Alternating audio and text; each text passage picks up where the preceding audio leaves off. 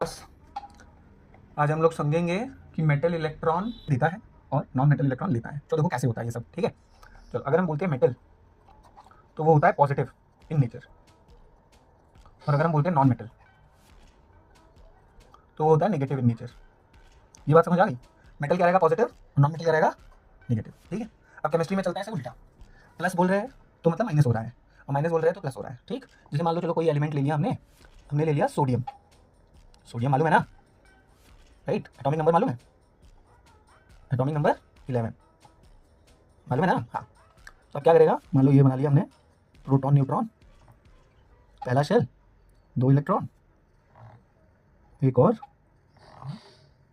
एक और। तो पहले वाले में 2 होता है, फिर 1 2 3 4 5 6 7 8 10 हो गया। 10 के बाद एक और, ठीक। अब कुछ नहीं करता है, देख भाई, मेटल क्या करेगा, ये इलेक्ट्रॉन देके क्या हो गए बराबर, हमारी लाइफ हो गई सेट, ठीक है। तो मतलब सोडियम ने क्या करा, 2 फिर 8 1 लिखा था, यही इलेक्ट्रॉन दे दिया इसने। अब जब दे देता है तो हम लिखते हैं ऐसा, देने का मतलब ये है यहाँ पे प्लस, ठीक।